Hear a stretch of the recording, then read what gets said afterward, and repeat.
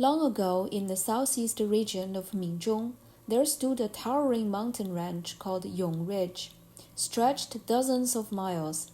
Hidden in a crevice on its northwest side lived a terrifying serpent, so huge it measured over 20 meters long and as thick as a tree trunk.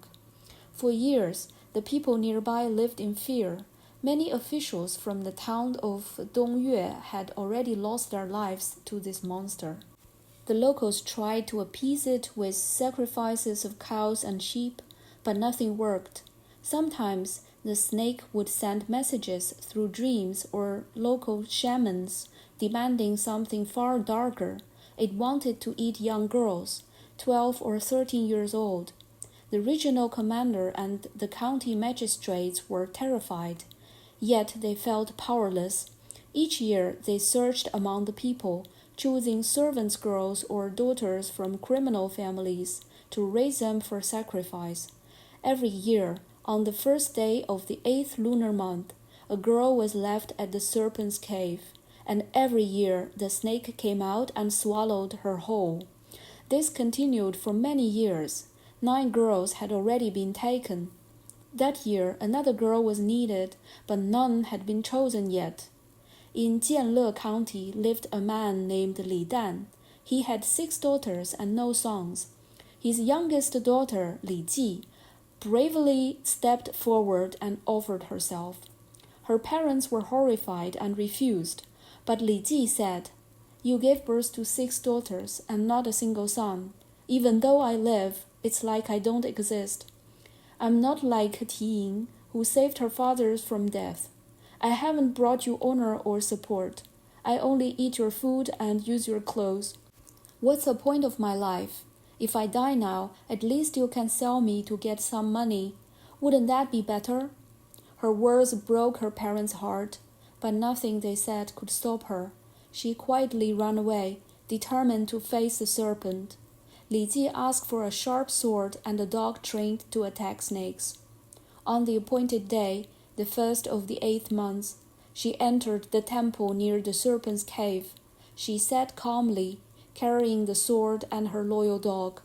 Before the battle, she mixed several stones' worth of sticky rice cakes with honey and roasted wheat flour and placed them at the mouth of the cave.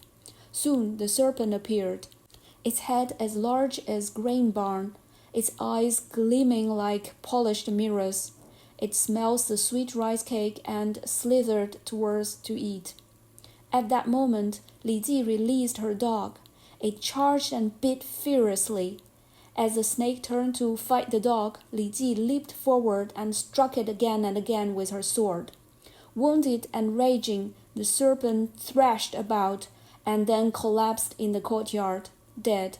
Li Ji entered the cave and found the skull of the 9 girls who had been sacrificed before her. She gathered them all and said with pity, "You were timid and fragile, and the serpent devoured you. How tragic." Then calmly she walked home.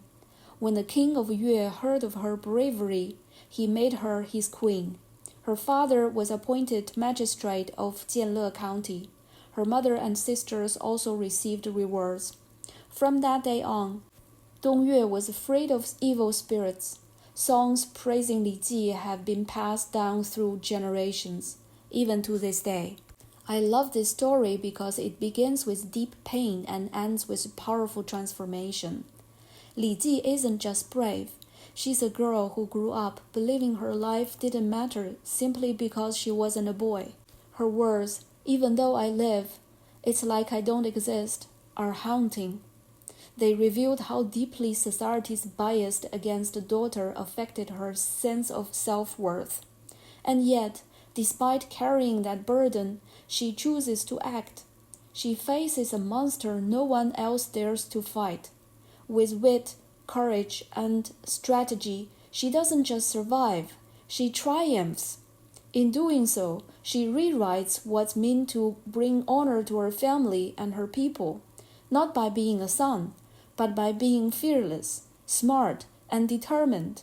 This story moves me because it's about turning despair into purpose and proving that true worth isn't defined by gender, but by action.